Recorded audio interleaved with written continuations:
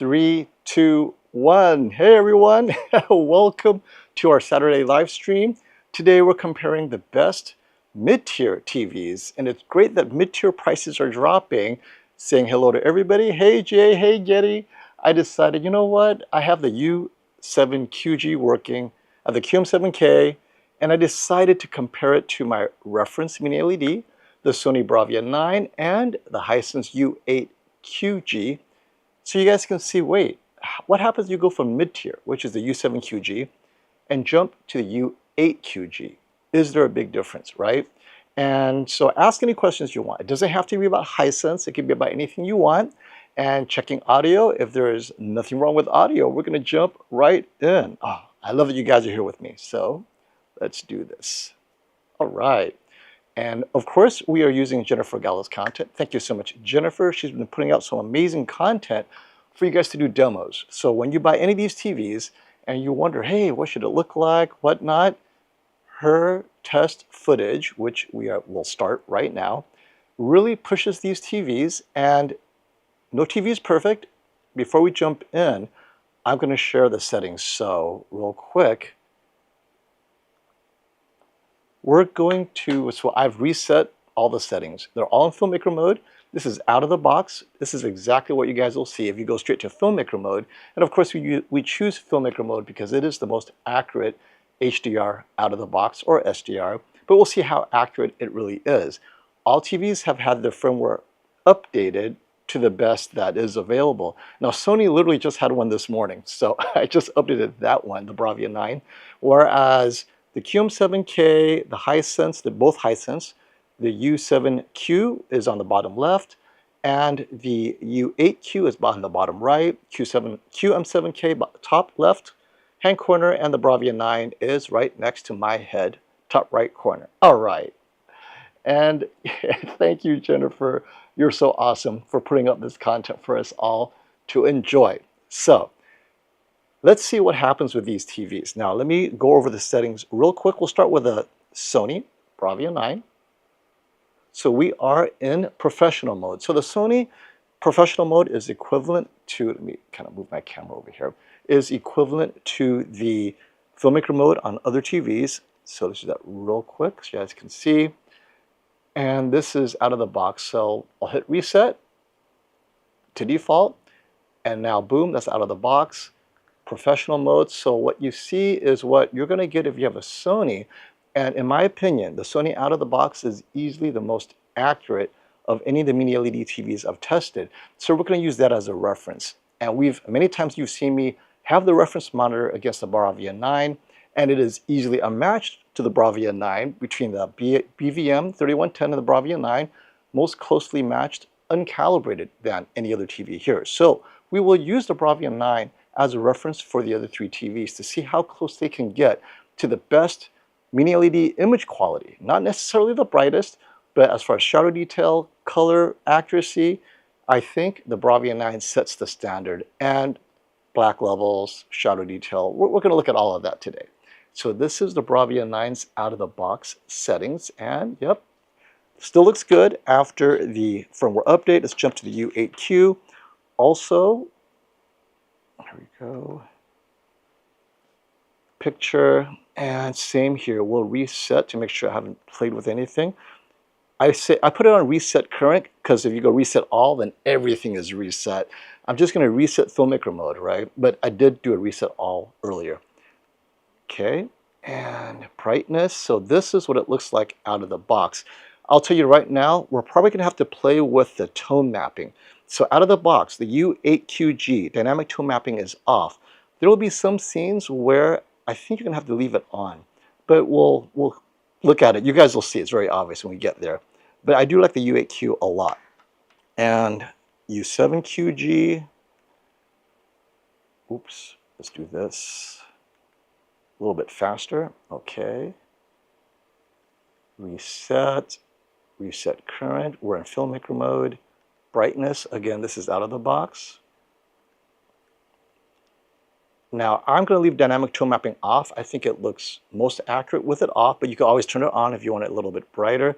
And I'll tell you right now, this U7QG is pretty bright. Well, all these TVs are. if you look at it, right? It's amazing that these mid-tier TVs, I'm talking about U7 and the TCL QM7, these are their quote-unquote affordable ones. And right now, summer, I said midsummer is when the deals hit. Well, here we are, $700 for either one. So I think that's great. I know I put in the poll is, or $800, right? They're currently $800, but by Black Friday, I'm pretty sure they will be closer to $700. Let me see. Okay, restore defaults, making sure nothing funky is going on there. So we're in filmmaker mode, QM7K. Now, this is interesting. The QM7K gamma is at 2.2. That is its default out of the box.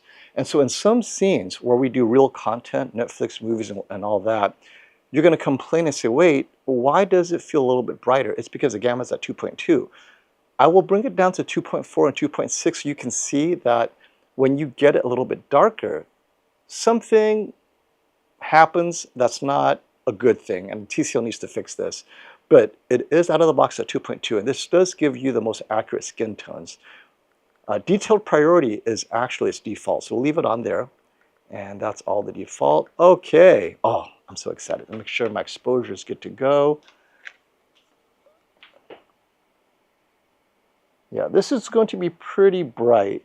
So, and it's amazing that the U8QG, we know, is a very bright TV. For a few $100s less, the other two TVs, they're hitting it very well. Okay, let me go to that last one real quick.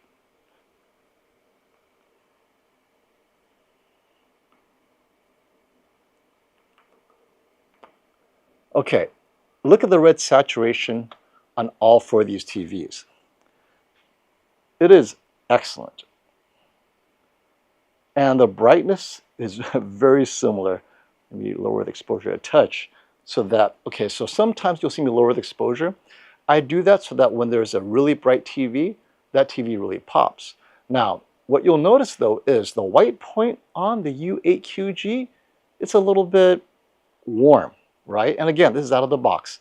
So out of the box, the U7 most closely matches the white point of the Bravia 9, whereas the QM7 and the U8QG, a touch warmer.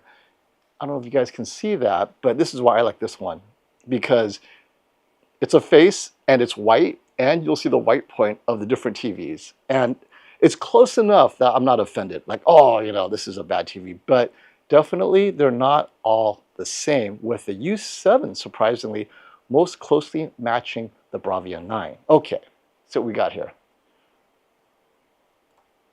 Super chat, thank you, Michael, for that. Have you tried the ambient sensor on the G5? I have not, but I plan to. I plan to test that against the Sony Bravia 8 Mark II's ambient sensor as well, to see how well they do in terms of, do they maintain accuracy and all that good stuff. And who else has the ambient sensor? The Samsung. So when the S95F comes in, we'll do that with the Samsung as well, because it'll be interesting to see how far they've come. And the QM8K also has a light sensor, so I might just throw that in there for kicks, but no, not yet. And let's see, I have a light control room, but still want the G5, but don't want to constantly adjust brightness. So here's the thing with the light sensor that I know Sony has worked on, and it's very successful. It slowly ramps up the brightness. It's not sudden. So if you turn on the lights, the TV doesn't suddenly get bright, because sometimes you only turn on the lights for like maybe 5 minutes and you turn it off. So it's going to slowly ramp up just to make sure that it's not a transient brightness, like someone's walking around with a flashlight or whatever. And so it's a slow ramp up. It may take 30 seconds to a minute.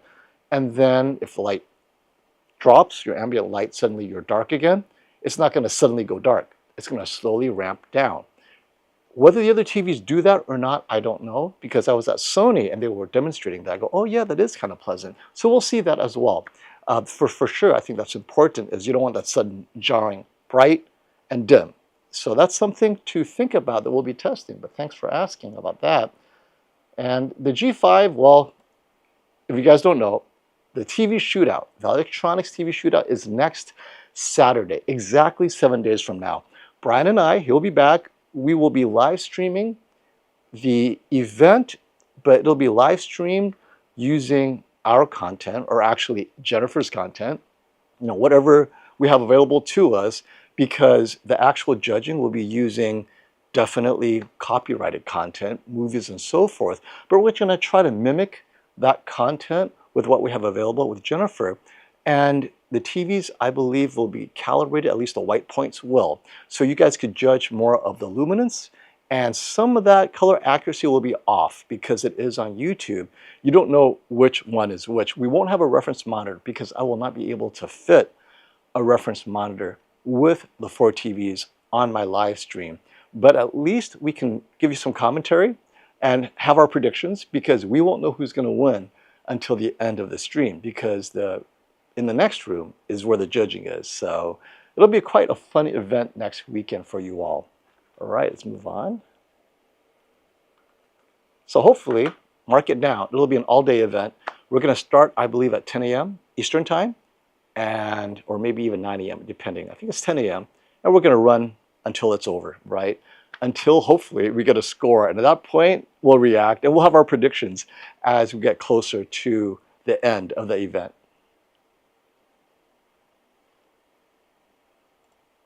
I'm also looking forward to it, Jennifer. Definitely. All right, we have a question from Christopher.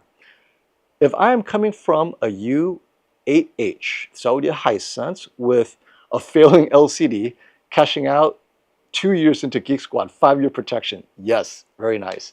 In a bright room, but I am a movie buff. What am I losing by getting the U7Q or QM7K? I will answer that question by the end, because I did spend a lot of time with both TVs, U7Q, QM7K, and the U8Q, so that I can help you guys navigate that decision. You're watching a lot of movies and streaming, and I think by the end, we're going to have a pretty good idea which TV does what really well. So thanks for that question. Now, one thing we know for sure, I'll just pause right here. These TVs are all bright enough. There is no issue. And the colors are phenomenal, right? So I'm going to raise the exposure so you can see whether there's, compare the blooming and all that good stuff. So this is bright color against a dark black background. And look at that. Now, when have we ever seen, let me run it up even higher, the exposure, because this is just brilliant. All of these TVs. So you guys know that the Bravia 9 has set the standard for black levels. Look at this. Is this not shocking that the Bravia 9 actually has a little bit more blooming than the other 3 TVs? Just a little bit. And I don't know if it was the firmware update that changed it or not, but I did not expect to see this. This is the first time I'm seeing this, because I literally just finished my firmware update maybe 10 minutes ago. That's why we started late. And I'm seeing this. I go, wait a minute. In this scene, and I'm hyperexposing, so those of you who own a Bravia 9, you will not see this. But this is telling me that, wow, this is pretty impressive what the U7Q, QM7K, and the U8QG are doing for, we're talking just the base luminance, black levels, and blooming control. We're not talking image processing to the degree of skin tones and all that. We're just talking kind of like the brute forcing of contrast. This is very impressive. So I have to say good job to the mid-tier TVs, because at under 800, I did not expect to see this at all. So that was pretty cool. Now I'm going to take the exposure down to see if maybe the Bravia 9 might be brighter, because this is pretty bright.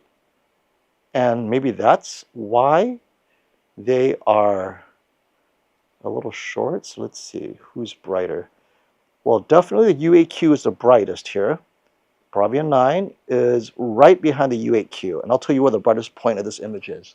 The brightest point of the image is right here, not up here where the blooming is. So now, actually, as I get closer, I don't think it's even blooming.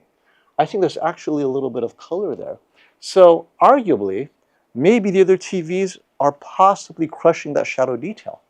It does not look like it's blooming to me. I think there's maybe a little shadow detail. So this is something that, well, this is why we have a reference monitor, but unfortunately, it's not here.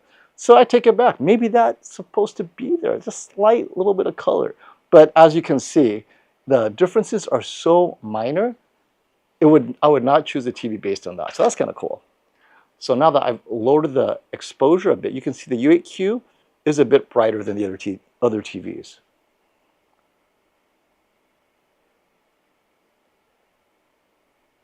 Let's see.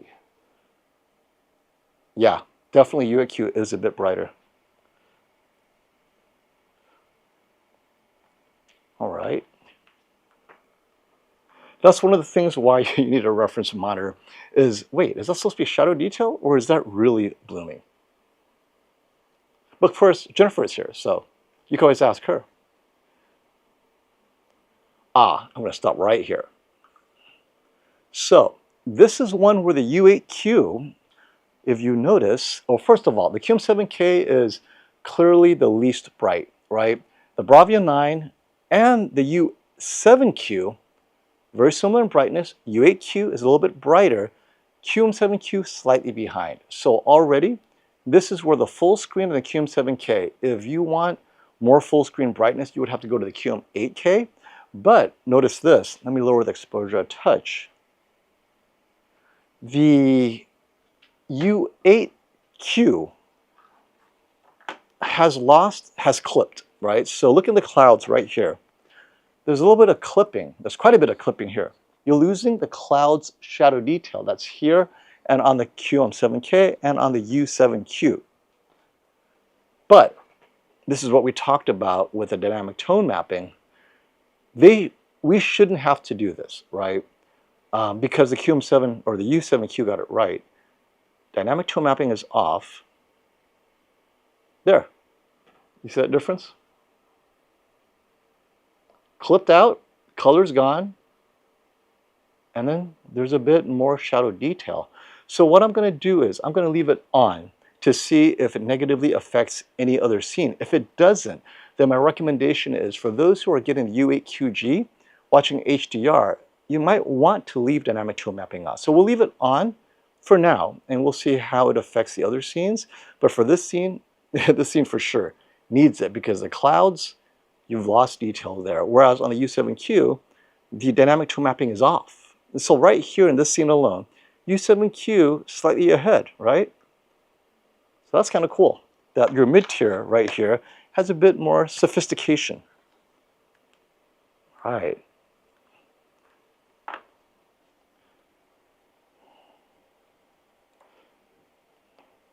I heard great things from Brian and Foam about the QM7K. And yes, it is a good TV. If you need the brightness though, you might want to upgrade to one of the other TVs, but for sure the image processing, I'm going to start right here. Because here's another cloud scene. All right, so the Bravia 9 has the best gradient detail. And this is where you pay the big bucks, right? Right here, there is the most shadow, or rather bright gradient detail in the clouds in the Bravia 9. And this is a bright scene in that area, right? So the other TVs are struggling with the compromise. How bright can I get? But then I'm losing shadow detail. What do I do? And remember the U8, we have dynamic tone mapping on. If I turn it off, it will only get worse. So U8 looks good there. I'm getting a little bit of clipping on the U7Q. So would that change if I added dynamic tone mapping? We shall see.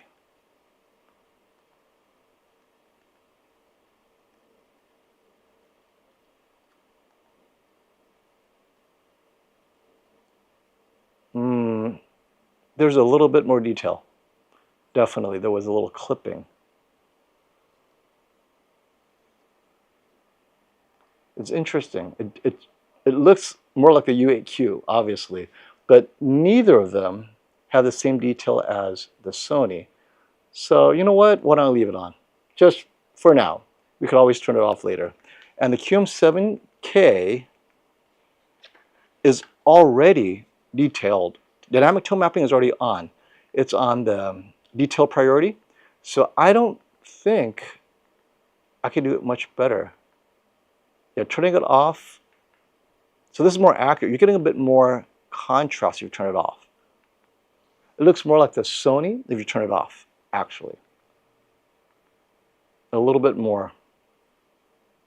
So let me leave it off for now. So just for this scene, we'll play with it, but that's what I'm getting. All right, let's do this. Yes, thank you, Jay. Hey, click like if you're here. All right, let's see what's next.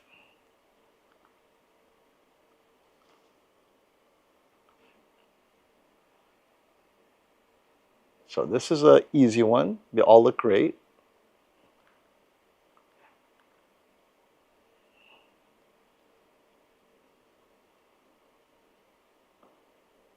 This one, they all look pretty good too. 4,000 nits. Let me just stop right there. So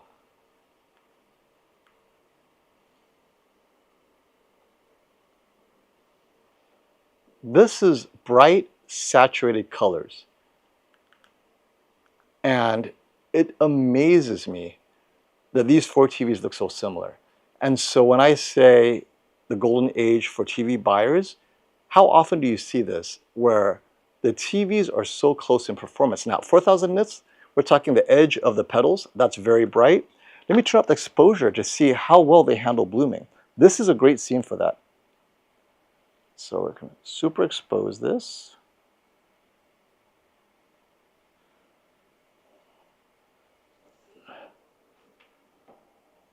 Oh, they all look great. But you see a few, let me make sure I don't have any reflections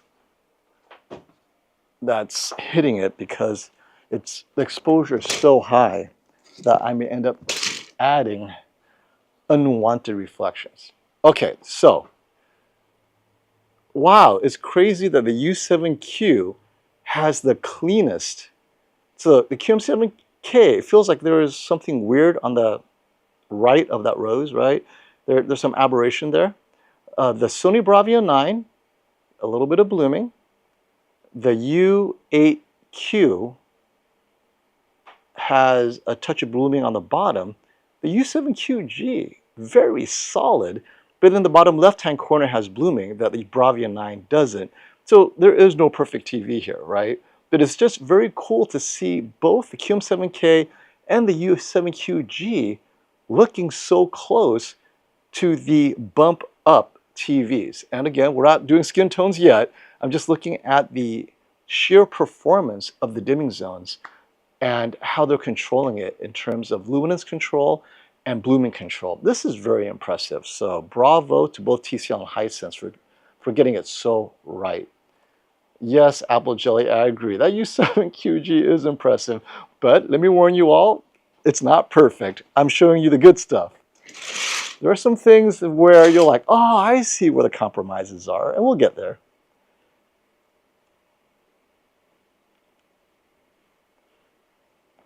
But this is definitely good, though. I mean, for the average consumer, the people not named FOMO's fans, they're going to see this at a Best Buy, and they're like, oh my God, I got to bring this home, right? Like, scenes like this, they're going to see it at Costco or Best Buy, and they're like, okay, I can't tell which is the cheaper TV. I'll take that one. I mean, this is stuff we're talking about. So good that neon, I mean, the fish is just popped right out at you. Indistinguishable. All four of these TVs, indistinguishable. The color, the contrast. Before, I could easily tell, oh, this is the more expensive Mini LED or QLED, right? But I cannot say that today. Now, occasionally you're going to see the U8 be a little bit brighter, or the QM7 drop in brightness, but that's when there's a full screen. But when it's like this, where it's, I mean, look at this, right? Yeah, the U8 is a little bit brighter, but it's not why you would get the U8 for sure, because the other three look just so good. Well, of course, the Bravia 9 better look good, right?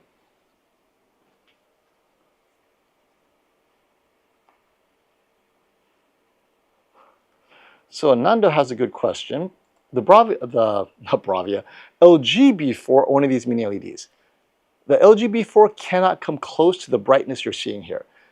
The LG B4 is a great SDR TV with a little bit of HDR, so you could kind of have a little fun if you want HDR, but it doesn't get to this level. If you put Jennifer Galla's content on the LG B4 and put one of these TVs, completely different use cases.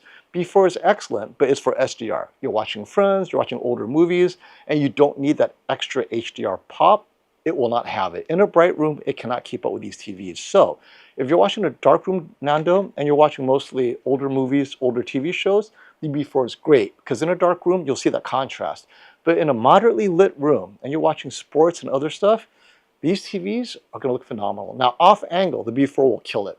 These TVs, actually, I'm going to pause right here so you guys can see the shadow detail and the hairs and everything. The LG B4, like this scene, will have the best contrast. But in a bright room, you can't tell the difference, and it's not bright enough, right? So, Nando, in a darker room, I think the B4 is fine. Go for the larger size for sure, 77-inch and so forth. Now, let's turn up the exposure here. See what we got. And the Bravia 9, that blackness, it's a little bit deeper, just a little bit, but not by much. So that's pretty cool. Yeah, there's a little bit more of that black spot, the black spots on the Bravia 9. It's just a little bit, but in a bright room, trust me, they all look the same. But it's there. So that contrast on the Bravia 9 is real.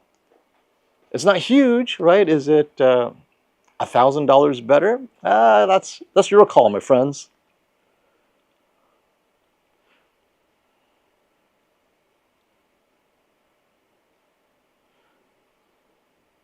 All right.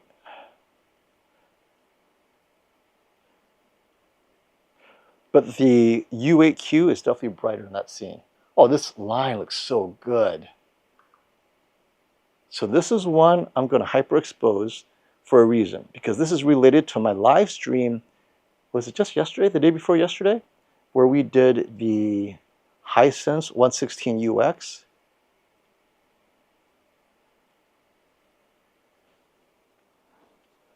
Okay, you see that glow that's right off the nose of the Tiger right here? So this is what I talked about, right? That glow is white, but on the RGB mini LED, the 116UX, it would be slightly orange. And that's how it looks. Actually, no, is it mirrored? Does the U8Q look slightly orange too? Maybe they snuck in an RGB mini LED, but it is a pure little white to me, right? So it's not going to be white on an RGB mini LED. It will reflect the color that is right next to the black level, right there. See, so right near the nose, right? RGB mini LED will be a bit more orange. I cannot wait when those things come in smaller sizes so you guys can enjoy it at, I suspect it won't come down to 65 inches, but at 75 inches, I think you guys could do that. You could swing $2,000 for a 75-inch RGB mini LED. I'm predicting that's what it's going to be by Black Friday next year. If there's a 75-inch, that'd be great. $2,000, $2,500 for an RGB mini LED, that's affordable.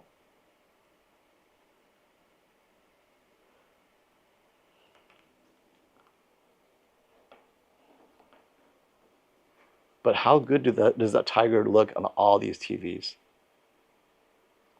Now, you're probably asking, how does this is where the mini LEDs really separate themselves, is the stars, right? Starfield. And there's a Starfield test. Thank you, Jennifer, for including it. In this video, there is a Starfield test. So we're going to go to that one. Let me see if there's any differences here. And nope. Now, I've noticed something. Is it me, or does the Bravia 9, it looks like its white point's a little bit different. Oh, I cannot wait to bring out the reference monitor when we get the QM8K. So the QM8K 65-inch is coming on Monday. I'm going to bring that out, and we'll have the Bravia 9, U8Q, and the QM8K, and the reference, and we'll see who's got that white point closer to accurate. And this is not that far off. It's just, I noticed that difference on YouTube as well.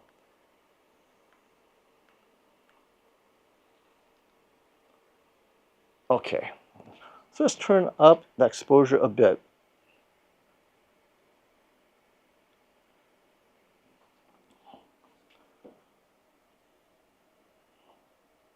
Okay, so pause right here. So this is interesting. The Bravia 9 appears to, and this is not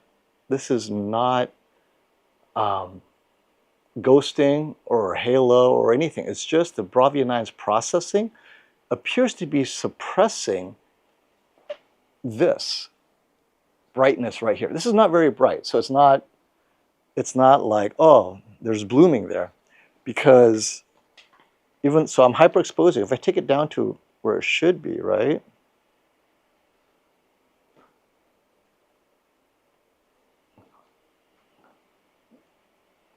Yeah, it's interesting. I'm wondering why. Are the other two too bright, or is the Bravia 9 too dark? I'm taking down the exposure a bit. This is the first time I'm seeing this, as well as you guys. So, yeah, definitely it's a little bit darker in that area than the other two. We'll have to ask Jennifer. I know she's here. Jennifer, which one is it? Oh, this is going to be a very interesting when I bring out the QM8K. QM8K Bravia 9 with its new firmware update. And look, demanding demo for mini LEDs. You're spot on. It is demanding. It looks like the Bravia 9 is doing something different.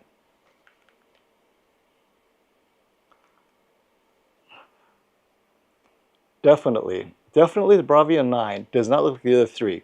So if we are to say wisdom of the crowd, either the other three are completely wrong, because this is luminance control, not blooming, but maybe the Bravia 9 is seeing the banding and it's processing it away, and the solution to get rid of that banding, and I think you guys can see the banding, right? The solution to get rid of that banding that's over here is to lower the brightness, and it's less obvious. Now, as I stand close, I see it, but it's less obvious because it's less bright. Is that the trick? So, wow. We're tearing apart the Bravia 9. This is not like it's bad, but we'll definitely have to see. And on the QM7K, you can really see that, right? So it's like, you want accurate and seeing the banding, or you want the Bravia 9 to take control and just get rid of it all? So that's very interesting. That's definitely image processing, definitely. So, and where would you find this other than Jennifer's content, right? She adds banding and sees which TV is going to control it better. Now, as the banding disappears, then they start to look more similar, but still. Now, you don't see any banding at all on any of the TVs because it's so small, but I love it. Very interesting indeed.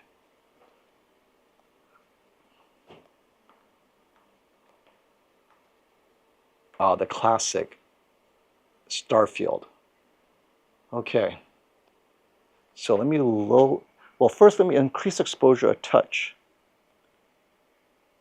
Now I've lowered the shutter speed, so you'll see a lot of trailing. And let me just stop it right there. Okay. Now, this is where the Bravia 9 is going to flex.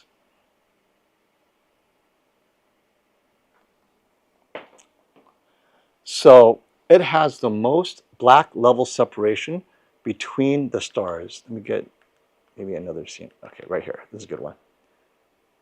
All right. So this is where the Bravia 9, you can see, oh, it has the most black level separation right here. This mess right here, right? This is the hardest thing for mini LEDs to do. And that's where you're paying the big bucks for the Bravia 9, is what it's doing right there. But look how close the other TVs are. Normally in the past, it'd be a giant mess with the less expensive TVs. And I'm looking at the U7QG, and I'm thinking that looks the most like the Bravia 9. And the U8QG isn't bad, but this is impressive again, the mid-tiers. QM7K, U7QG, closer than I expected to the Bravia 9. And they're currently $799. That's insane. Absolutely insane.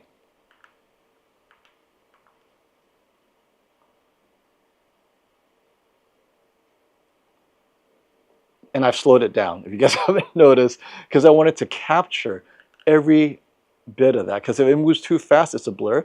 So I slowed it down 75% for you guys. Okay, this is a good one right here. The Bravia 9 really separates itself. The bottom left-hand corner of this scene, the Bravia 9 has the deepest blacks, but the U8QG, very similar black levels right there, right? But yeah, there's more separation between the stars on the Bravia 9 than the U8QG. So, you know, trading blows with the U7Q and the U8Q, but the Bravia 9 is pretty consistent here. All right, let me hit some of your comments. See a couple of super chats. Thank you for your patience, everybody. All right, LeBron asks, or Leia Braun asks, I finally ordered a 75-inch QM8K, which is getting delivered. I haven't bought a TV since my TCL 65-inch 65R617. That was a good generation, which I still have. That is a good TV. I'm really excited for the upgrade. I can't wait for you to share. And I'll have the 65-inch QM8K on Monday to compare. I loved the 85-inch QM8K. So we'll see how well the 65-inch does. Jared, you're up next. At the 98-inch size, I'm looking to buy QM7K. That is the deal right now. I believe it's under $3,000. Do you feel it's worth $1,000 for the QM8K if you watch 4K movies, mainly in a dark, light-controlled room? No, I really don't. I think in a dark, light-controlled room, the QM7K, I mean, you're seeing it here. Here's the QM7K against the Bravia 9. I mean, that is the standard. And that, the 65-inch size, dark, light-controlled room. Now, here's the biggest difference. The QM8K off angle will be slightly better, right? A little bit more color saturation. As we've talked about, only the QM8K has the WHVA panel. And at the 98-inch size, that could make a difference for those sitting on the far side of the room. But if it's just about you, you only care about you, and you're dead center in the front, it'll look the same. So I say try the QM7K, and then, but yeah, it's not one of those things where you're going to pick it up and return it, right? But I really think it's close enough that you should go with the QM7K. All right, Golf Addict. Thank you for the super chat, my friend. I will be in a 12 by 14 foot room. That's not a big room. No windows. This is another prison cell situation. I love it.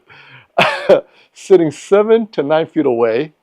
I'm thinking of getting the QM7K 98-inch in a 12 by 14 room. Oh my God. Will that be overkill or TV heaven? Okay, I'm going to throw this in. You better have AC in that room. Now, as far as, because I sat 8.5 feet away on Thursday, right? I had the 116-inch, and I was 8.5 feet away, and it felt fine. So I think you're good as far as distance. If you're sitting 9 feet away, 8 feet, even 7.5 feet, I'm very comfortable sitting 7.5 feet away from a 98-inch TV. As a matter of fact, it was the TCL that they demonstrated 7.5 feet, very much movie theater-like. If anything, I could decide even a little closer if I wanted to, but 7.5 feet would be where most people will draw the line. So you're good to go. 98-inch TV, 7.5 feet or a little bit farther, right? That's fine. My concern is it's gonna be really hot. What people don't tell you is when you watch bright scenes or any scene, there's a bit of heat coming out of those large TVs. So make sure you have a good HVAC system blowing. But I think you're fine as far as distance is concerned. Okay. Pure black on the Bravia 9. Yeah, nope. That's what you're paying. That's what you're paying, my friend. So, all right. Now, let's see. There are some other scenes that I think we could have fun testing for you guys. Let's do this one. So this is for super bright TVs, designed for, guess what? The Bravia 9, right? So this is the demo that Jennifer designed for the Bravia 9. It's going to shine, obviously. Let's see how well it shines.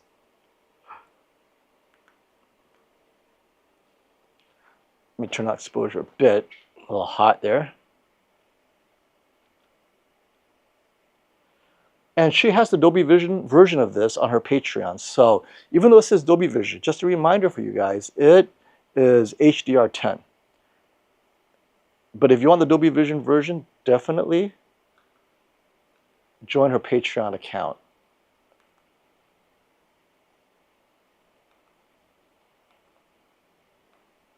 There we go. Okay. Oops. It is having trouble. My Sony camera, ironically, is having trouble. There we go. The focus is back on. Okay.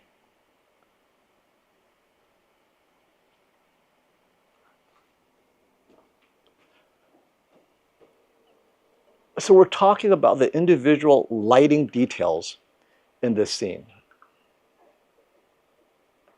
And I'm going to lower the exposure so that the bright TV doesn't have a disadvantage just because it's bright. So you guys can see where the Bravia 9 separates itself from everyone else. These individual light reflections off of the cement on the swimming pool, the Bravia 9 has the most. And remember, I had dynamic tone mapping on both the other TVs. So let me turn it to detail, dynamic tone mapping detail priority on the QM7K and see if it helps. Tone mapping off. And it did not. So, well, maybe a little bit. Maybe a little bit. Let me toggle that one more time.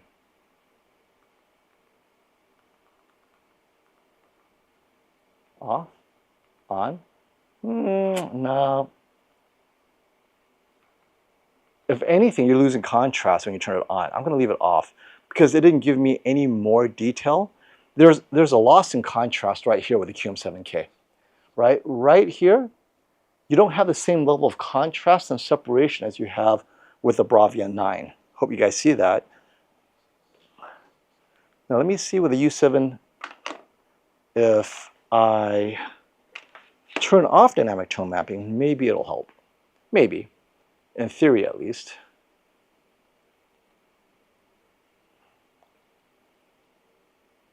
So dynamic tone mapping, let's turn it off. On. That area, it looks like it's a little bit better. Yeah. So I'm going to keep it off. Maybe AI contrast to do something here. Oh, no. Yeah. No, that did not.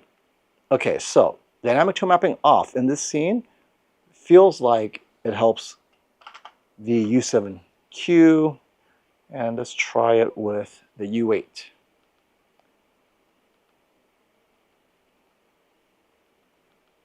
Turning it off. On.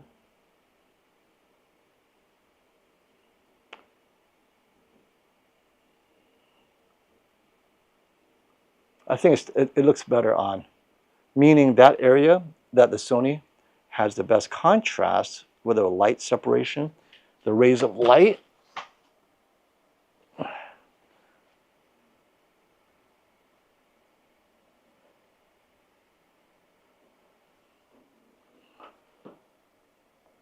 Yeah, and I've lowered my exposure to the max so you guys can see the differences.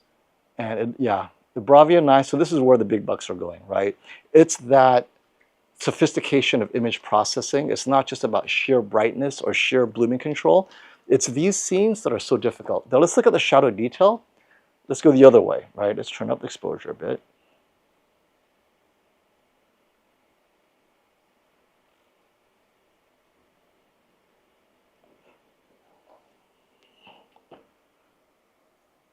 And the black levels are good. So shadow detail is not a problem. It's that bright light gradation, color gradients that the Sony does so well in these very difficult scenes. And where do you find these difficult scenes? Most movies are not going to be this hard for us. We're just testing the limits of technology here. So, you know, to be fair to the other TVs, there are not many scenes that push the well, not many. There are no scenes other than alpha and pan. No scenes will push the TVs to their limit. And when you look at the shadow detail, though, they did that right?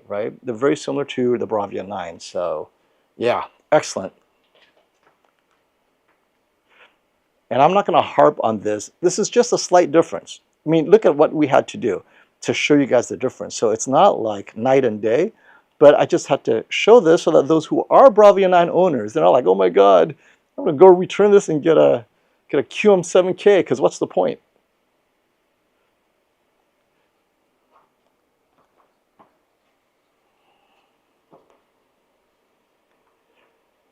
So let's move on to this one, because this is the scene that Brian and I really like. This is genius by Jennifer right here, the lightning storm scenes. This is gradients of brightness and color. And so TVs, if they get the gradient right, sometimes they lose color. Oh, it's such a good one. And definitely the QM7K is the dimmest, if you guys are wondering. And the Bravia 9, let me go back to that scene real quick, is actually the brightest, I think. 4,000 nit. Yep, the Bravia 9 is the brightest here. You see that? It's trading blows with the U8.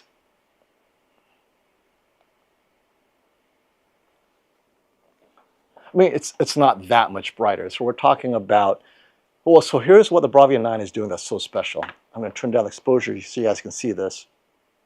This is such a great scene.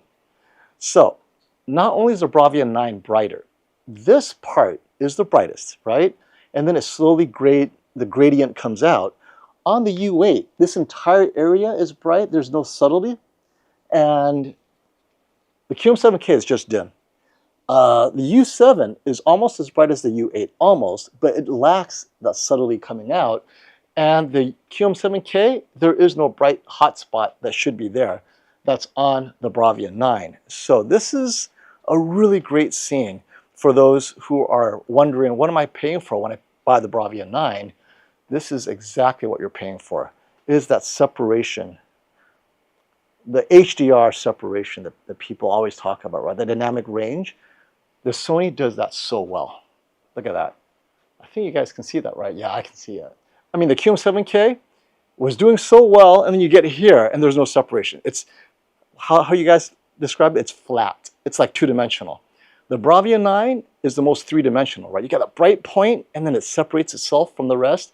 U8Q, very close, but the U7 is a step or two behind the U8, and the Q7, M7 looks like it's SDR. But we're not done. Look at this. What's popping right here? The sun on the Bravia 9. Again, that separation. It's popping out. This is close on the U8, and right here, the QM7 can't even do it. And it's not for lack of dimming zones. This is all software. So this is a scene where suddenly people are saying, you know what?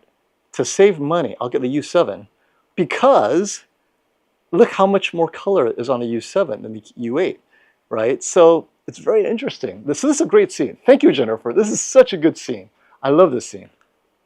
And it's 4,000 nits. So again, where's 4,000 nit content?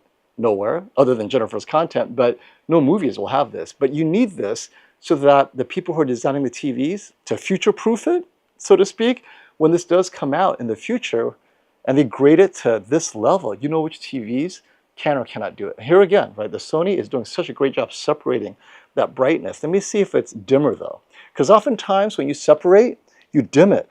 And so let me turn up the exposure a bit so I can see.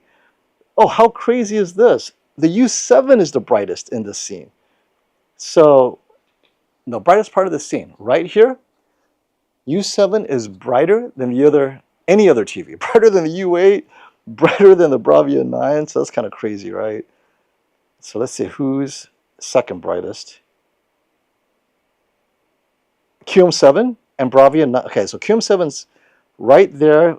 Bravia 9 and U8 come in at the same time. So very interesting indeed.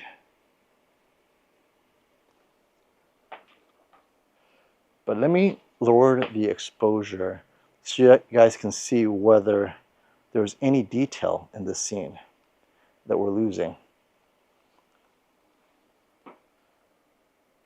So the U7Q, the brightest, but what happened? There's no detail, right? It's clipping out the details there.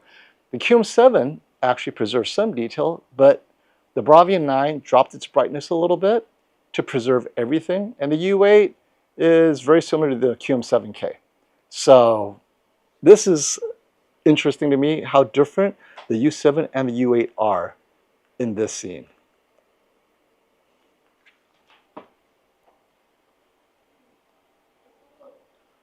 Here's another great scene. And they actually all look very similar, but the Bravia 9 is that extra three-dimensional pop in the clouds on the left, right? Yeah, I see it. So this is, you know, giving Bravia 9 some props here. They're doing a great job with that detail. Right there, Michael. And it's not dim. That's the thing. It's bright details, but the gradients are there. Let me turn up the exposure here.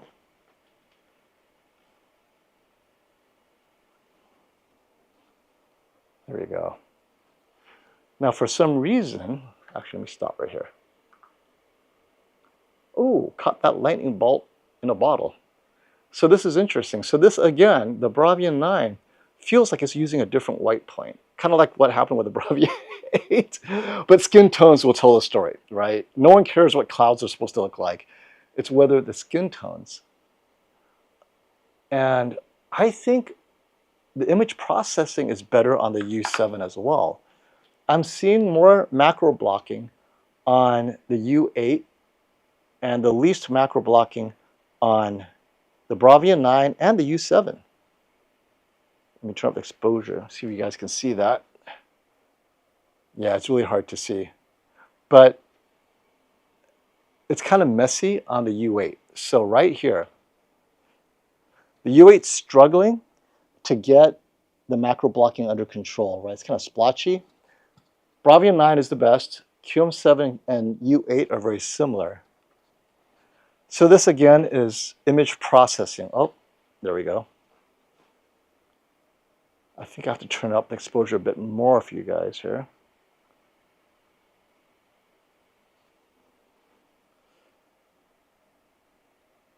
All right, let's move on.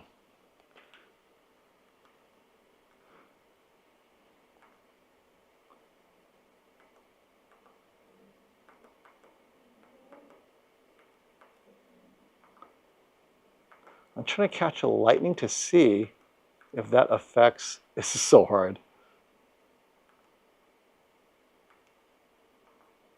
Ah, there we go. Something there. Because when it lights up, that's when it introduces some of the dirtiness in the source, or how it processes the dirtiness in the source. But yeah, the U8 is the most obvious. It's not processing it out as well as the other two TVs.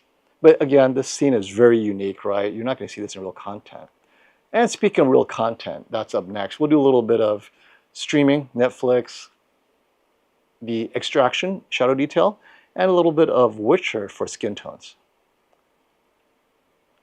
It was this last scene, actually. Is it? Yeah, this one. No, it's not. Actually, we'll pause right there. So there we have this again.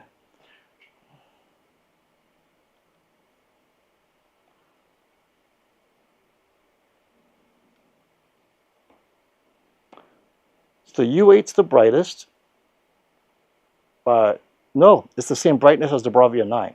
So U8 and Bravia 9 have the same brightness. It's just the U8 has less control of that brightness. It's a larger window when it shouldn't be. So I'll show you guys right now. So the Bravia 9's brightness is limited to just this little strip, and everything else is gradient. On the U8, this entire window is bright. There is no gradient. That's why it looks brighter, because it couldn't bring the brightness down. And the QM7 is just kind of dim all around. U7 is bright all around. It's just a slightly worse version of the U8. And yeah, so that's why the Bravia 9 has that pop, right? And I'm going to lower the exposure some more so you can see that no matter what I do with exposure, there's no detail there. There we go. See that? Yeah, just nothing there. Only the Bravia 9 has everything, while having the same brightness as the U8 in that area, that brightest part of the scene. So, you know, this is why it's a reference MiniLED. But will you notice the difference in real content? That's what I always tell people, like, oh my gosh, I'm gonna get the Bravia 9. This is so amazing, FOMO. And then you're watching Friends, and you're like, oh, it just looks like Friends. All right, let's see. Ah, this is the one. So this is another good one. Oh, look at that, caught another piece of lightning.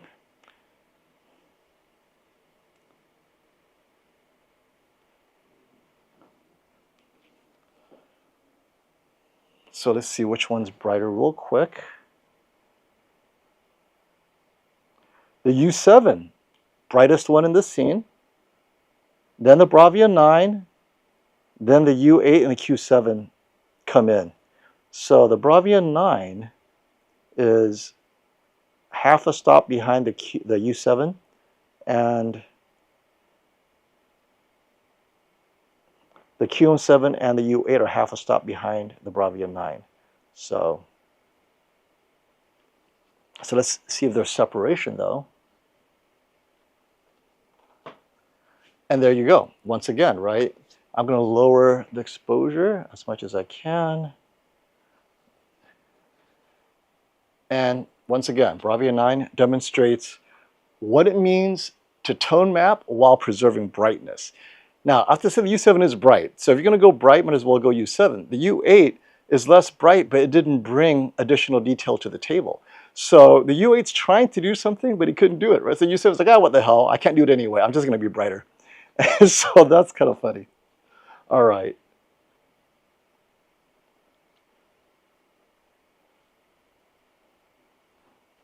Okay, so let's go on to real content. Netflix. So Netflix HDR extraction. Let me turn up the exposure.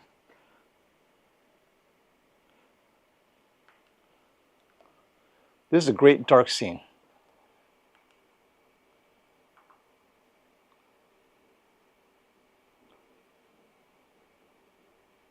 Actually, you know what? Let's go to skin tones because I want to show you guys something with the skin tones in this one. Yeah, this one right here. Okay.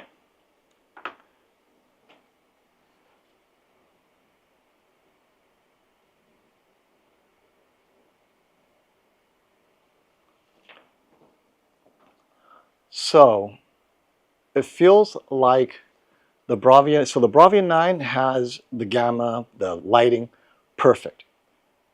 The U7 is the only one that comes close to it. The other two are over brightened, right? So let me see how I have dynamic tone mapping on. Just to double check that U8 doesn't have something that shouldn't be on. Because if it's on, I'll turn it off. Yep, dynamic tone mapping is on, so let's turn that off. Did that help? Not really, it's still too bright. Let's double check the TCL. Gotta turn off, because dynamic tone mapping does brighten it. Great for a bright room, not so much for a dark room like what I have here. And dynamic tone mapping is off. Okay. So here's the thing, and this is what I talked about. So you're saying to me, right? Oh, well, the QM7, clearly the gamma is too high. You're in a dark room, you should take it down. And I would agree with you. 2.2 is for a brighter room. 2.4, almost there. Okay, now the brightness is correct, but look at his skin tone. It's way too rich. Is that how you would describe it? Right? I'm going to turn up the light, the brightness, the exposure just a touch. So the TCL, when you increase the darkness, the gamma to 2.6, you're getting the right brightness now, right? It matches the Bravia 9, but the skin tones are too rich. And this is why it comes out at 2.2. Default, 2.2, and I'll bring it back out again. So right, the skin tones, now it's kind of too bright. It's a physical problem. All right, okay. So the skin tones more closely match and we're in HDR, not SDR. The skin tones, because it's so bright, it's hard for you to see. It's more accurate at 2.2. Actually, it might be more accurate at 2.0, but then you're desaturating, right? But definitely at 2.6 or 2.4, there's too much red and orange. And so it's not doing it well. Now, the U7 actually looks pretty good. Oops, Michael, you're still there. All right. It's the U8 because it's a bit bright. It looks like it's desaturated, but I think the U7 most closely matches the Bravia 9. So that's kind of cool, right? That you're paying $700 or 800, whatever it is, and we know shutter detail is hard. And the U7 nails it, and the U8 actually got it wrong. It's a little bit too bright. So this is very cool. I'm very impressed with the U7 in normal content. So let's go to the next scene real quick. Ah, come on. What's happening here? All right, let's do this.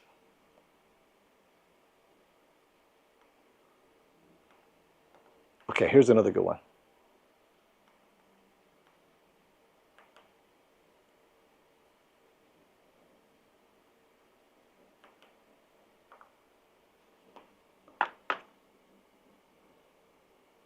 And it feels like, once again, QM7 over brightened because it's at 2.2. I know that. If I take down, so you can see, take it down to 2.6. Is it going, or 2.0? Okay, there we go. 2.2 is correct. That's default out of the box. A little bit too bright. You take it down to where it should be, right, to match. But look at how bright this part is. So even when you take it to the right gamma, the QM7K is a little bit too bright here, right? So let me turn up my exposure just a touch for you guys.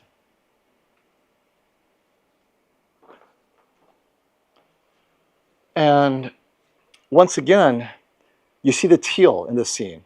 I should have mentioned that. So the U8Q, we had this problem before, and there hasn't been a firmware update on the Hisense U8Q since my last review of the U8Q, and we noticed there was a teal tint. It's still there. You guys see it, I see it. The Bravia 9 and the U8. Oh, let me take this. There we go. Okay. Most similar. So this is the kind of movies you guys are watching, right? Bravia 9, great shadow detail. That's my reference for shadow detail. And U8 is a little bit too bright. U7's closer. And QM7, it is definitely a bit bright. And it is at 2.6. So the facial shadow detail is close.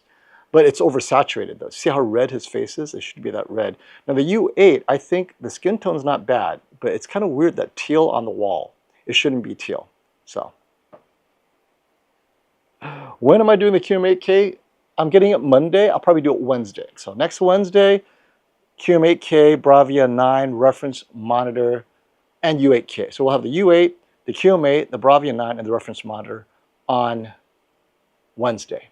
I have to set it up on Monday, and yeah, we're gonna have fun with you guys.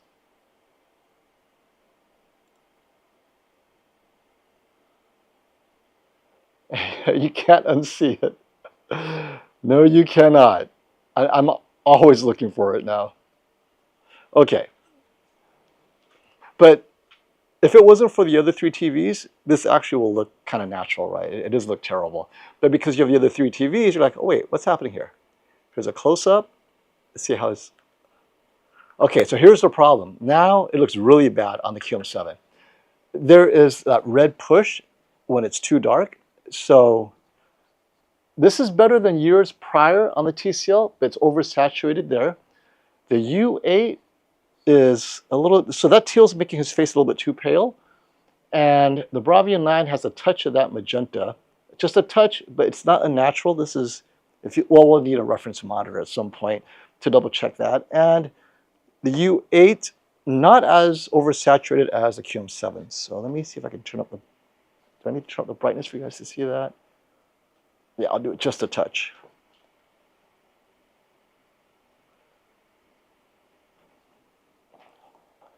Yeah, so you guys see his forehead. On both the QM7 and the U7Q, the forehead's a little oversaturated, but then we'll go back, you know, so here's, I think this is why they put it on a 2.2. You take the gamma, 1, 2, suddenly his forehead looks correct, right? And so I think this is something that TCL needs to do. They need to make it consistent. The color saturation at a gamma of 2.2 needs to follow the gamma scale all the way to 2.6. Because 2.2 is great for a moderately lit room, but if you're watching critical, then you're gonna have an issue here. And this is a great place for me to do a black bar test, because this one has a black bar, And this is why the Bravia 9 is my favorite TV, because some of you may be sensitive to black bars. So let's turn up the exposure to see that black bar. There we go. So the U8Q and the Bravia 9, solid black bars. I mean, that's OLED level black bars, right? I'm turning up the exposure, and this is just really good black bars. So this is why you pay a little extra money for the U8Q. Yeah, that teal weird thing is there, but that's the extra dimming zone gets you. Perfect black bars. And this is the point where I say the Bravia 9 is getting closer to OLED. And I'm telling you right now, the U7 and the QM7, in 2 years, they'll get that black bar addressed, because I think it's more software than anything. But the U8, it's there, right? It's only a couple $100 more. They just need to fix the color accuracy a touch. But how good is that Bravia now? I'm sorry, I'm just staring at it. How good is that, right? That is such good black bars in this scene.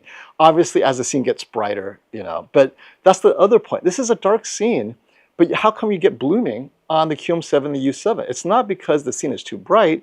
It's because they don't know how to do black bars. But then look at the U8. They got it right. So I think Hisense knows how to do it. They just did not apply it to the U7. So maybe we're firmware update away. But that, good black bars on the U8 and the Bravia 9. But the thing about the Bravia 9 is its consistency, right? So that's why it's a reference. But yeah, good job, Bravia 9 and U8Q. So let's see. We're going to do a little Witcher next.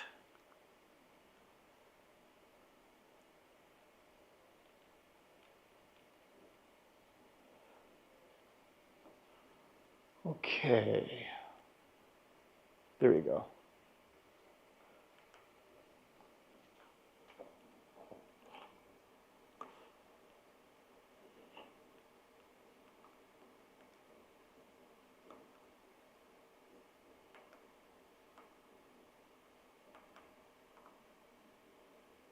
I think it's a good one.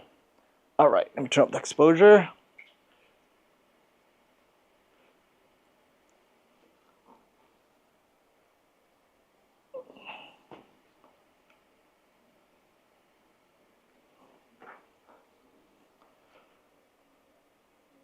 Okay, so once again, the U7 and the Bravia 9, their brightness is spot on. QM7, U8, a little bit over brightened. That's why it looks a little bit brighter. Everything's a little bit brighter. But that's pretty, you know, you can't, no perfect TV, right? With the U7, you're getting the subtleties that you'd expect from the U8, but U8's kind of like brute forcing it a little bit. So let's go on to...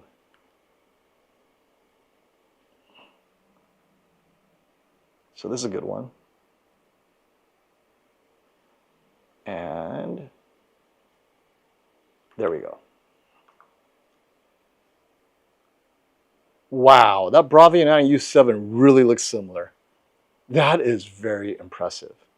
And the QM7 and the U8 look more similar. So I am very impressed by all three of the cheaper TVs, because the Bravia 9 better be near perfect for that much. I think it's $2,400. But the U7 is really, really impressing me in its HDR skin tones right now. It doesn't have the teal twist of the U8Q, and it looks really good. So let me turn down. I think the exposure might be a little bit high. There we go. Wow, look at that. Excellent. No, SB Digital, this is a good point. The older I get, the dimmer I like to watch my TVs. And then you start to turn down the blinds, right? The room gets darker, right? Your eyes get more sensitive. Hey, I'm with you, man. Yeah, Corey, the U7 looks amazing here. It's not over brightened. It is almost a near match for the Bravia 9. And that's why we always talk about, right, is what are you watching when you're watching TV? Are you watching mostly Netflix and stuff? If you are, do you need the U8Q? Like Jennifer Galla, I get it. Her stuff is maddeningly hard to process, and only the best TVs can do it close to accurate. But if you're not on a 4,000 nit, 2,000 nit, but you're here barely 400 nits, because I know this content is not break 500 nits, U7Q, even the QM7K, right? A little bit brighter. So Here's another good one.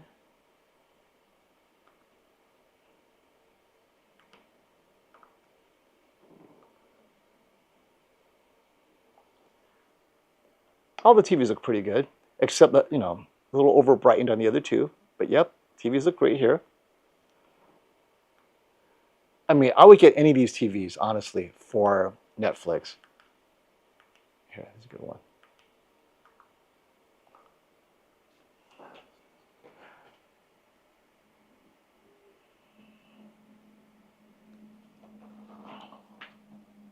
Isn't it crazy that the white point on the U7 is the same as the Bravia 9? If you just look at skin tones, the skin tone on the Bravia 9 and U7 look more similar, and the skin tone on the U8 and the QM7K look more similar.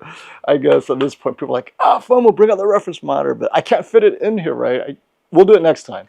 But I think it's very cool that the U7 looks so much like the Bravia 9. This is very cool. And they're all in the most accurate filmmaker, color, all that stuff.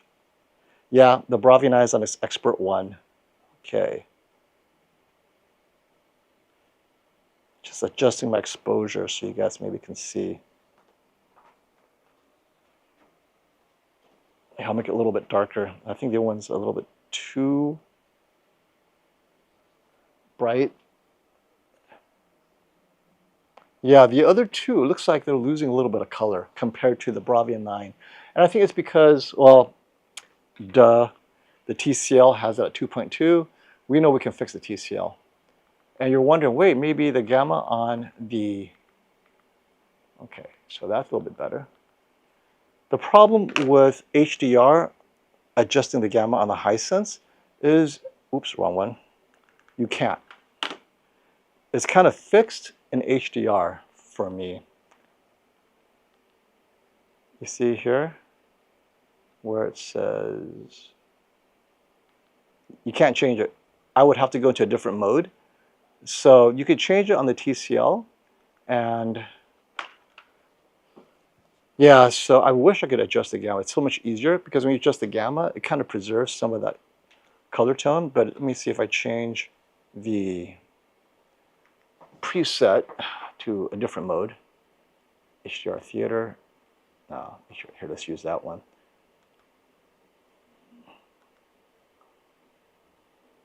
Yeah, I still can't change the gamma. It doesn't matter.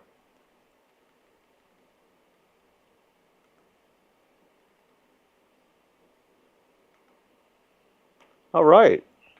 So we'll answer some more questions. I think this is a great place to move back to... Any questions? Let's see if we can wrap up and navigate the different TVs here. I think price is the big, for me, price is the big deal. Oops.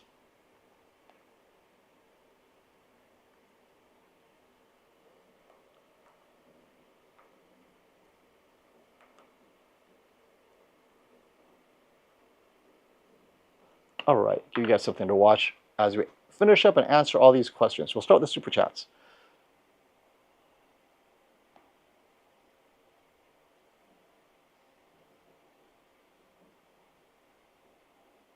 Jared, I think, nope, Christopher Butler. There we go. Okay, all right, let's catch up.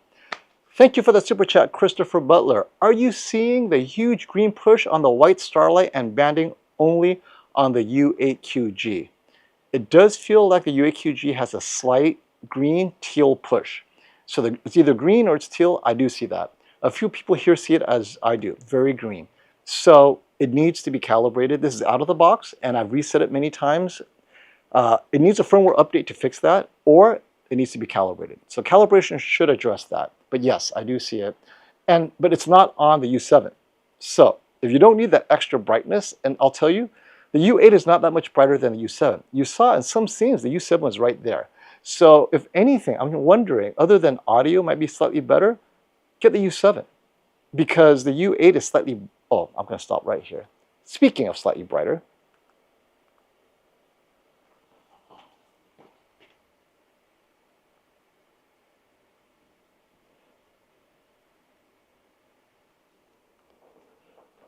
this is the difference in brightness, right? The brightest one is the U8. The U7's right there. And the Bravia 9 is like, no, we're not going to lose the color separation just to go for brightness. So these are the personalities of the TV.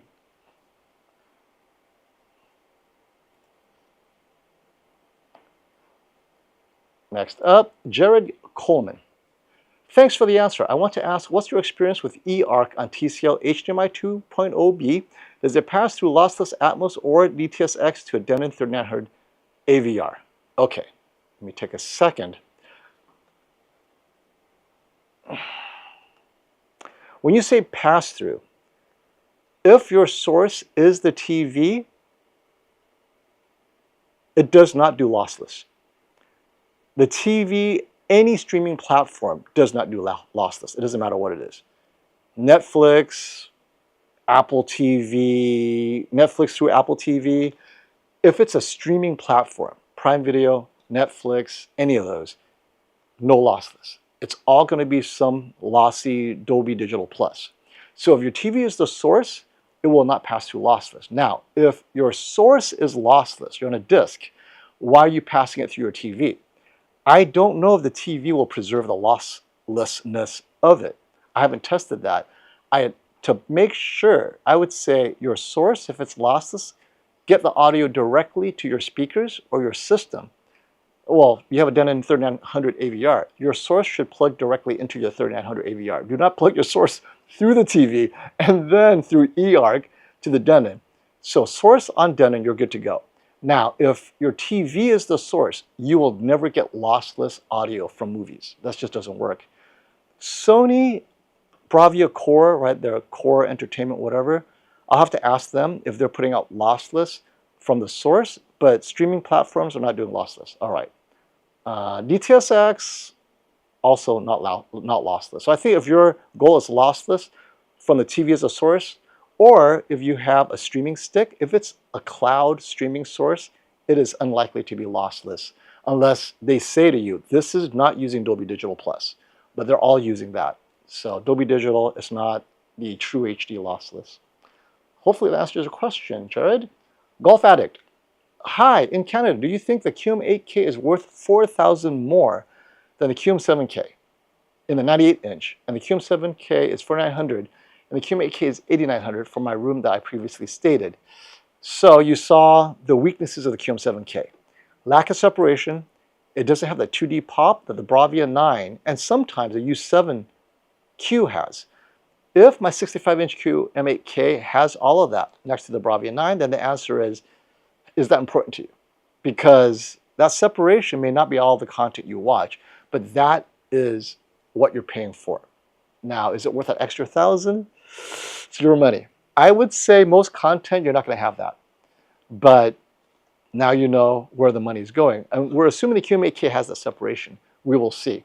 But for now, I will say it's not worth $4,000 more. Yeah, $8,900. That's a lot of money for those subtleties. So why don't we wait for my 65-inch to be here before we answer this question in a final way. But I'm leaning towards the answer as no. Hey, Matt, thank you for that super chat. I'll have to look for your question shortly, so keep on asking it and I'll find it. Mena Cordero. I need to replace my 85-inch Q98, which is a good TV, by the way, one of my favorites, for a 98-inch, 100-inch, $4,000 to $4,500 budget, U8K, QM7K, QM8K, darkroom, 4K. Well, if that's your budget, QM8K, if it drops to $4,500, I think that's the way to go. QM7K, maybe flat here or there, but this is the problem with mini LEDs, and this is why I'm so hesitant to say the QM7K will definitely underperform. Different sizes, as you get larger on a mini LED, it actually gets better. I don't know why. It happens on the Sony, happens on all Samsung. The 85-inch and the 98-inch, we've seen in the past, consistently performs a little bit better than the 55, 65, and even 75 to a certain degree. So it's hard for me to say definitely the QM7K is going to be that far behind the QM8K at the 98-inch. So, but if you're in a dark room, you don't need that super brightness. I'd say save a little money and get the QM7K, but if you have the money, the QM8K you know is going to have better hardware specs. More zones, a 23-bit panel, which is probably why I'm leaning that it will do HDR tone mapping, all the gradient details better, because it has a 23-bit panel. More dimming zones, 23-bit panel, and the WHVA off angle. I think those things do add up to make the QM8K the slightly better TV. And you're watching Blu-ray movies. So soccer and over-the-air football, definitely in a dark room, you don't have to worry about that. It'll be bright enough. But I would say the QM8K, you're getting some of that money back if you're watching high quality content, and it's not limited to old TV shows. So let's see. And John Mac, ask your question again. I don't think I see it. But thank you for the super chat if there's no question. Right. Kim Jong-boom, I love this. I am red-green colorblind. I never see some of the differences. And this is such a good comment. So obviously, Kim Jong-boom, you are an extreme case of color blindness, meaning you cannot see some of that stuff, right? But we all see color differently. And some people are more hypersensitive to some colors than others. So some people will see that green shift more than others, while others don't see it at all. Because like Kim Jong over here, you might not see green work very well or red very well, right? So never argue over color, because people see what they see and you definitely don't see what they see. We all have different color sensitivities. So when I make the comments I make, if you don't see green anyway, it shouldn't bother you. Get the cheaper TV. You want a bright TV? Get a U8. Heck, the U7 is pretty bright. But yeah, thank you for that reminder, Kim Jong.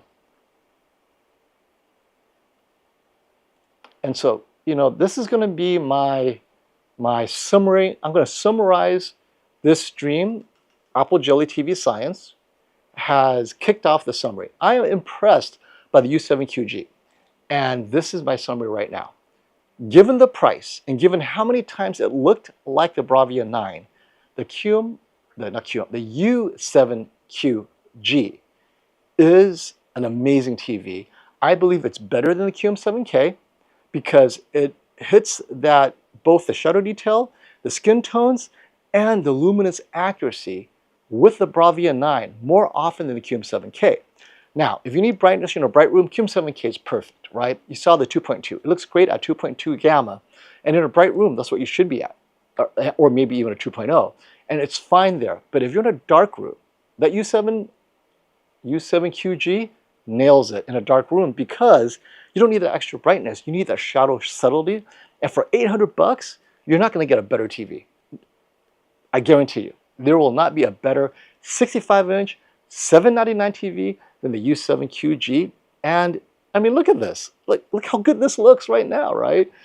So yes, U7 is the TV to have even in a bright room, by the way. The U7QG nails it because you saw how bright it got. It matched and exceeded the U8 in some scenes where the brightness is there. So actually, that takes me to, let's go vivid mode sports. I forgot to do that. We'll see who is the king of sports, because many of you ask questions about sports.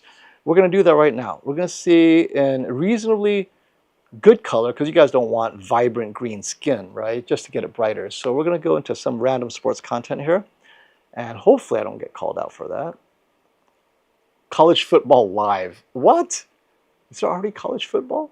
Is NCAA hard? I mean, if it's Alabama, I'll probably get shut down, but maybe it's like random Liberty University or something. Let's see. And there's nothing. Well, clearly something is amiss here. There we go. Okay. So we're going to change it to the right presets in a second. But a lot of you watch soccer. So I'm going to pause here. Hopefully FIFA doesn't get too mad. Oh, great. Even better. Women's soccer. Okay.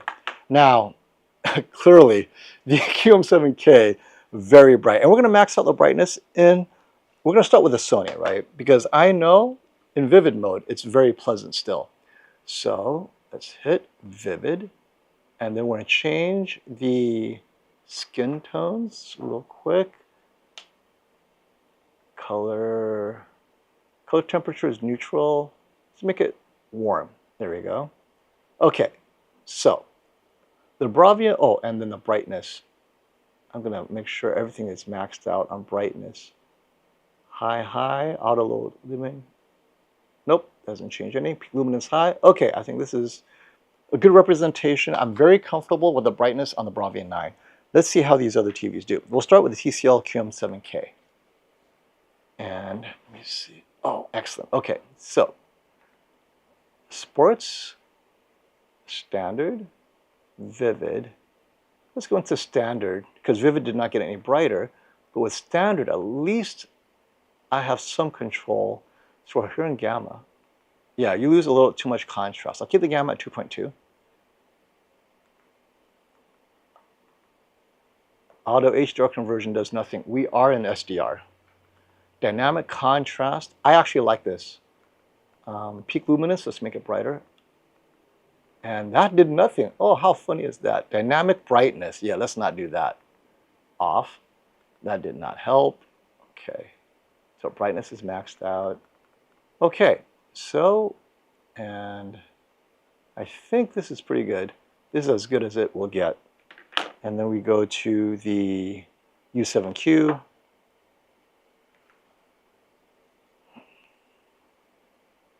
Theater day, nope, energy saving.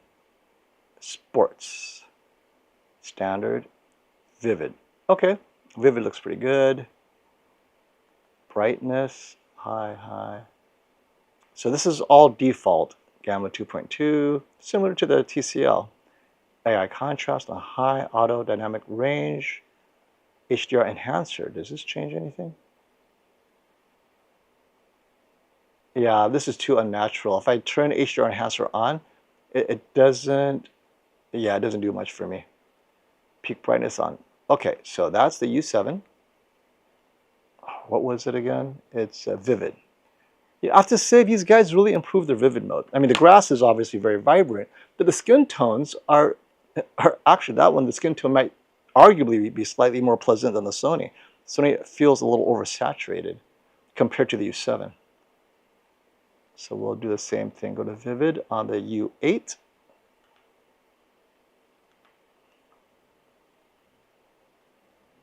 Gamma 2.2, AI contrast, high.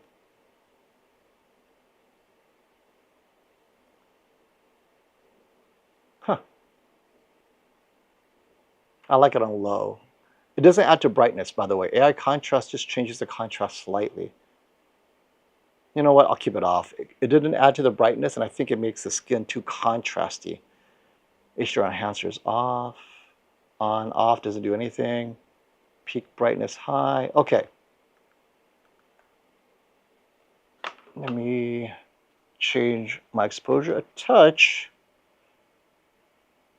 Okay, so the QM7K, clearly about a stop less bright, but it's not that significant. So the brightest, okay, not even the brightest, barely brighter than the U7 is the U8, barely. Let me see. Just double checking.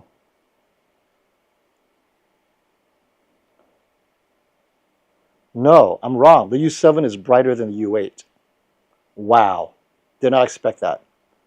So this U7 is the TV to get when it comes to SDR sports brightness. It is a full stop brighter than the U8. That is nuts. Wow. Wow. Okay. So this only confirms the U7 is the better TV. I'll pause right here. Right? Full screen green. And I'm speechless. I thought the U8 would be the brightest TV here in SDR Sports, and it's the U7. Let's look at this full screen brightness because it's green, right? Not white. Actual color. Let's see what happens. Let's turn up the exposure so I can see which one's brighter. Yes, the U7 is brighter. Then the Bravia 9 is right there, right behind it by a stop. Yep, Bravia 9 is a stop behind. And then the QM7K. So in full screen, the U8 is not as bright as the other TVs. This is definitely unexpected. Wow. So I have to say, good job, U7. All right, so we have a clear winner here. Not like it beat the Bravia 9, but between the three TVs, I did not expect the U8 to lose to the U7. So, for everything that we've mentioned before, and if you just tuned in, three things, I think there was three, maybe four, that the U7 did better than the U8 and better than the QM7. One, color accuracy in normal content, luminance accuracy, right, shadow detail, skin tones, and bright SDR sports, which is almost all sports. Five things. The U7, and add to it the $799 price. The U7 has taken the lead in front of the QM7K as my, or QM6K was my value leader. The QM6K was what, is currently $599 maybe, 600 something. For an extra 100 and change, I would get the U7 because the QM6K is very good, but it lacks that nuanced HDR. And the U7 has met what the Bravia 9 did so often in hard HDR scenes, and the QM6K couldn't do it at all because it has such few dimming zones. I think it's good for the price, but I think the U7 QG right now has taken the lead for best value TV for the money. Yeah, congratulations, Hisense. I did not expect the color accuracy to be so good, honestly. I thought everything would be very similar to either the QM7 or the U8, but how can the U7QG do it well? Or did I win the panel lottery? I don't know. But if you guys get the U7Q, let me know. Oh my God, I can't believe I believed FOMO. The face is all orange. What the hell? Everyone looks like Donald Trump. So, good job. Good job, Hisense. Bravo, bravo. Yeah, that was unexpected. So let's see how news looks real quick. Let's see in vivid mode. Do people look unnatural? So news. Let's see. Rachel Maddow, One Nation, special report. Oh, there you go. This guy looks. Oh, this is not live. Let me look at live. Sorry, guys. There we go, live.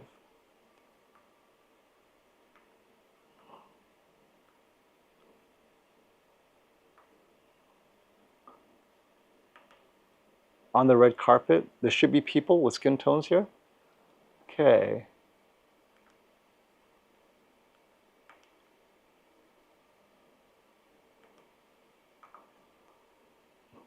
Okay, skin tones and wrinkles. All right, let's see.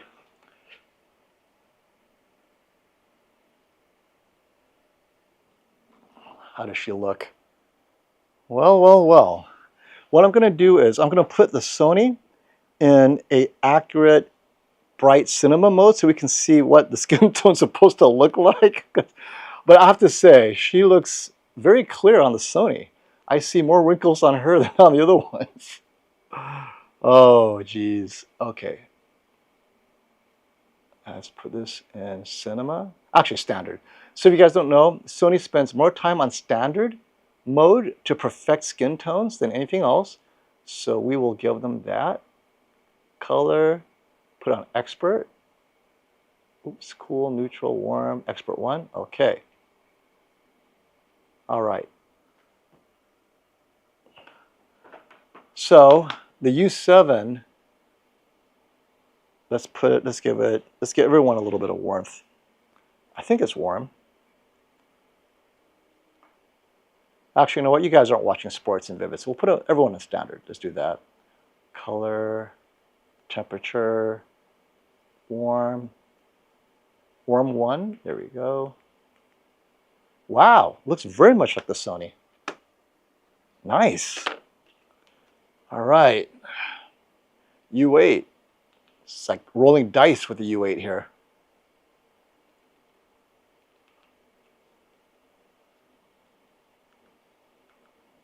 Yeah, it has a touch of that yellowish green. Just a touch, but it's very subtle. Okay, TCL. Let's see what we got.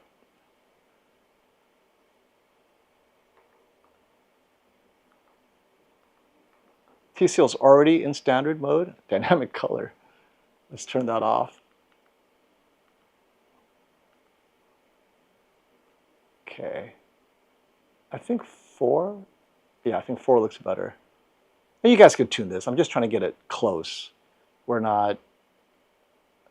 But I do notice the contrast is not as good. Dynamic contrast.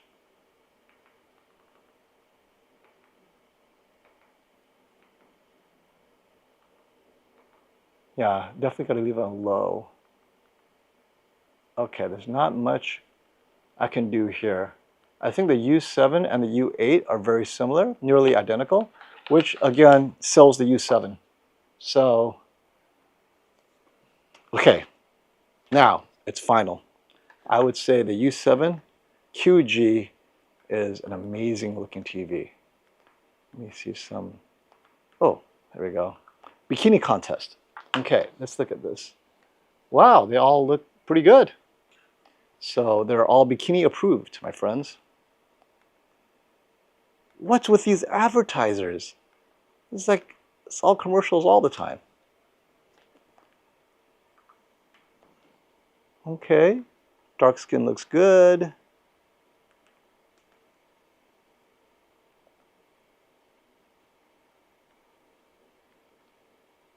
Yeah, I don't want to get nailed for that movie scene. No. Okay, here we go. Good.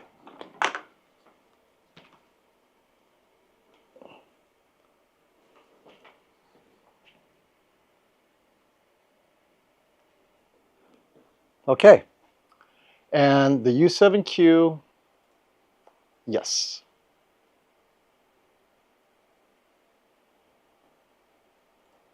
OLED. Another, oh hey, thanks KG for joining us. I see you throwing out warnings. I trust you. All right, let me move myself over here a little bit. Okay, another thing I forgot to mention, OLED 75, about my U8N. It had terrible lifted black bars and also yellow discoloration on both sides of the panel, like vignetting. Yeah, it's a panel lottery, unfortunately. LCDs are definitely panel lottery.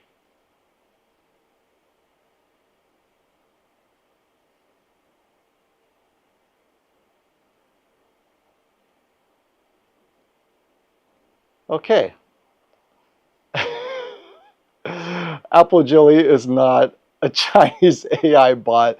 She's just very enthusiastic about her love for TVs. Okay, then I think this is a great place to stop because this is how the TVs kind of look, right? They're more similar than different.